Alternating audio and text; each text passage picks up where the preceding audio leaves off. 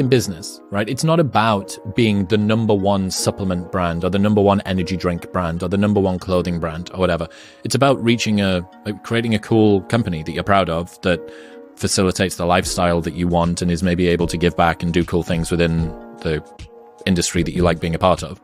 So some people.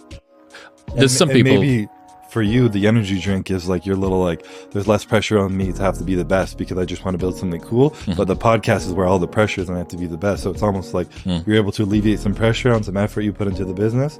But some people, the business is their number one thing. They're like, I need to be the number one energy drink in the world. That is true. Related to that, you said, I've found greater fulfillment in the journey of pursuing my goals than in the moment of achieving them. Why? I'd say that comes to, like, the question I asked you of discovering what I was capable of.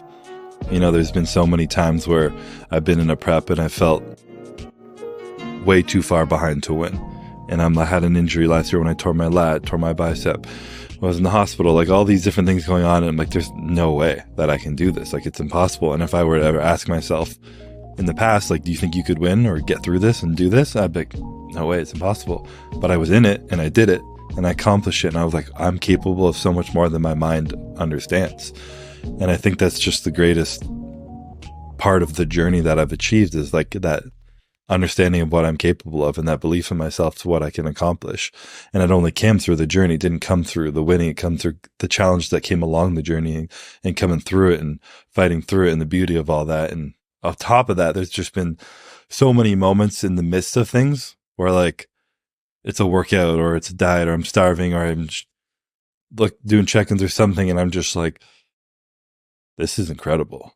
Like, I'm peak condition in the world right now, fighting to be the best in the world. And I'm living in that moment right now. I'm doing this is what it takes. When people see something on stage, this is what they don't see, or what I'm feeling in my mind, but no one will understand what it takes to get there. I get to experience this every day. And I think it's just part of the human experience of feeling in life that's just so beautiful. Those boring, normal victories that contribute to the really impressive ones. Exactly. The boring victories. Yeah. They're important, man. You know, Very. Yeah. I think having a way that people could celebrate those on a daily basis. Me and a friend came up with this idea of a well done list. So you have a done list, which is the shit I did today, but a well done list allows you to note down. So I got through my training session, even though I felt really crap this morning when I woke up and my mind was mean to me. Like, no one, where does that go?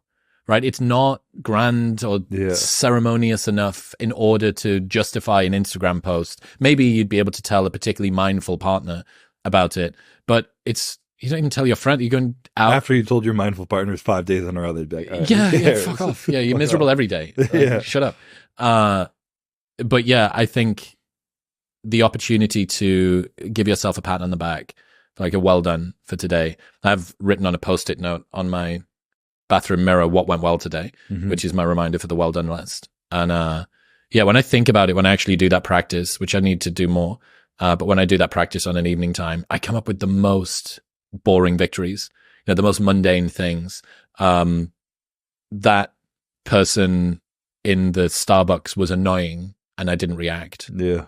Or I dealt with it with grace or whatever. Like little things like that, that I do think over time actually contribute to you being a pretty impressive human, and a human that you're proud of as well, which is maybe even more important. I've had those moments, someone comes up to me and like, I didn't know who to tell. I just wanted to come to you because like I felt safe talking to you, and they like to tell me something and I walk away and I'm like, I feel good about myself. I'm that person that they wanted to come to. No one gives a fuck. Yeah. There's definitely something about the pursuit of goals being more important than the achievement of them as well. That Ryan Long told me this story where he says, there's 3 men on a ladder, one at the bottom, one in the middle, and one at the top. Which one is best to be? He said the one that's still climbing. And I think that having things isn't that fun. Getting things is fun. Yeah. And, that's where it's sort of the vicious other side of doing anything for the purpose of achievement, that when you end up getting to the achievement, you realize that the achievement wasn't anything. It was literally just the end point that gave you direction. And as soon as you do get to that,